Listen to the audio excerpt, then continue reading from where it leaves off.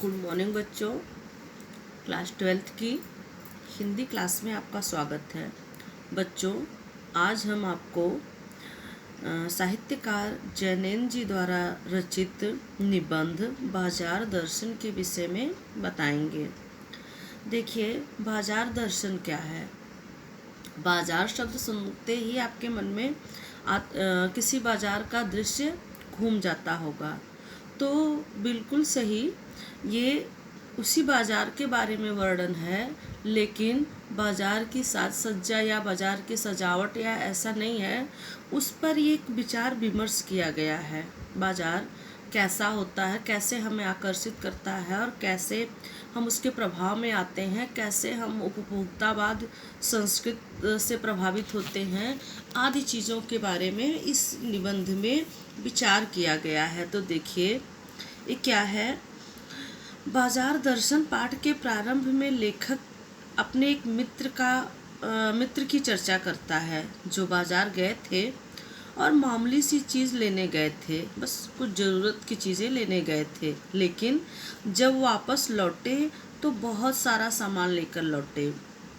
जब लेखक उससे पूछता है तो वह सारा दोष अपनी पत्नी पर लगा देते हैं। क्या कहते हैं, स्त्री माया ना जोड़े ऐसा कहाँ संभव है। ऐसा लोग कहते हैं कि अरे भाई हमने नहीं लिया, ये तो ये गई थी उन्होंने खरीद लिया, हम तो इतना ही लेने गए थे, ऐसी बात।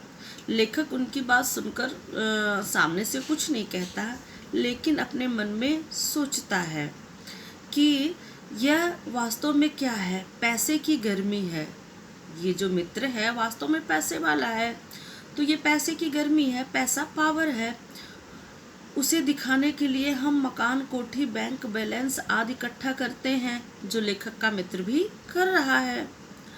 फिर लेखक सोचने लगता है कि कैसे लोग बाजार में अपनी ज़रूरत के लिए जाते हैं, और लेकिन ज़रूरत का सामान तो लेते ही लेते हैं, कुछ और भी इतना ज़्यादा ले लेते हैं जिससे उनका पूरा बैलेंस खराब हो जाता है। उनकी जो गृहस्थी की अर्थव्यवस्था है वो डगमगा जाती है। लेकिन वह करें भी तो क्या करें। बाजार लोगों को आमंत्रण देता है कि आओ मुझे खरीदो। बाजार में खड़े आदमी को लगने लगता है कि उसके पास काफ़ी सामान नहीं है। बाजार में कितना सारा सामान पड़ा है और मेरे पास तो ऐसा कुछ है ही नहीं।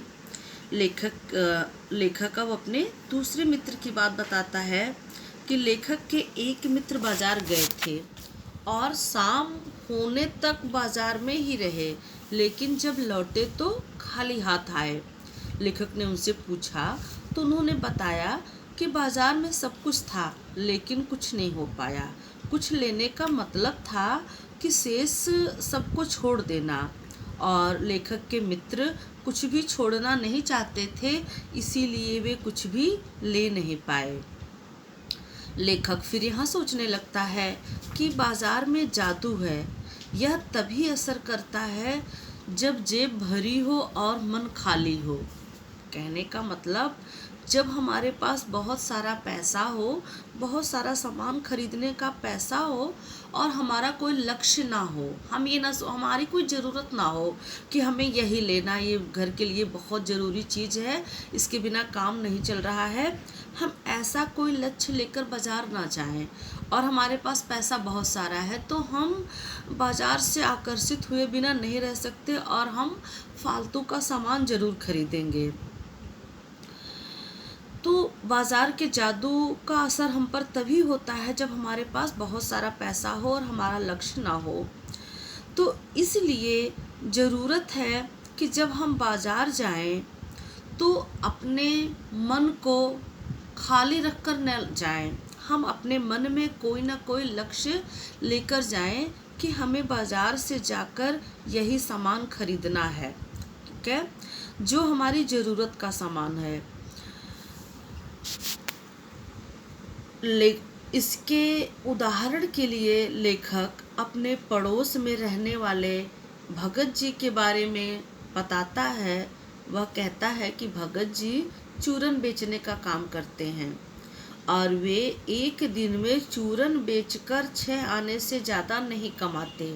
ऐसा नहीं है कि उनकी 6 आने से ज़्यादा कमाई नहीं होती, पर उन्होंने एक लक्ष्य बना लिया है कि मुझे 6 आने से ही कमाना है। 6 आने के बाद 6 आने की जब उनकी कमाई हो जाती है तो बाकी बचा हुआ चूरन वह बच्चों में मुफ्त बांट देते हैं। उनके अंदर तृष्णा और संचय की प्रवृत्ति नहीं है। बिके हुए पैसों से बाजार जाकर अपने रोज़मर्रा की ज़रूरत की चीज़ें जैसे नमक, जीरा आदि खरीदते हैं। उन्हें पता है कि उनकी आवश्यकता क्या है, इसीलिए उन पर बाजार का जादू नहीं चलता। जब वो अपने रोज़मर्रा की चीज़ें लेने बाजार जाते हैं तो रास्तों में बहुत सारी दुकानें, बहुत सारी आकर्षक वस्तुएं दिखाई देती हैं, लेकिन वह किसी तरफ नहीं देखते। वह सीधे एक किराने की दुकान पर जाते हैं और अपनी ज़रूरत का सामान खरीदकर फिर वापस उसी रास्ते से लौट आते हैं। लेखक यहाँ कहता है कि वास्तव में भगत ही बाजार का कल्याण करते हैं, क्योंकि वह अपनी परचेजिंग पावर का दंभ नहीं भरते। लेखक का मानना है कि बाजार को वही व्यक्ति सार्थकता दे पाता है जो अपनी ज़रूरत को पहचानता है, बाजारूपन से दूर रहता है, वह कपट को बढ़ावा नहीं देता। जो अपनी ज़रूरत को नहीं पहचानता वास्तव में वह बाजार में शोषण का शिकार होता है। तब बाजार का कपट तब सफल होता है जब ये उपभोक्ता का मन खाली होता है, तो बाजार का कपट जाल सफल हो जाता है, क्योंकि उपभोक्ता उसमें फंस जाता है। अगर व्यक्ति का अपनी इच्छाओं पर नियंत्रण हो, वो सोच समझ कर चले, तो बाजार का जादू उन पर कोई असर नहीं करेगा। लेकिन अगर व्यक्ति दंभी है, अपना पावर दिखाना चाहता है, अपने आप को बड़ा साबित करना चाहता है, तो ऐसे ही व्यक्ति कपट जाल को बढ़ावा देते हैं और ऐसे उपभोक्ता बाजार का कोई भला नहीं करते हैं, बल्कि वह लेखक कहते हैं कि वह शास्त्र जो इस तरह के बाजार को बढ़ावा देता है वास्तव में क्या है, अनीति शास्त्र है। तो बच्चों, अगला भाग मैं दूसरे वीडियो में बता रही हूँ। धन्यवाद।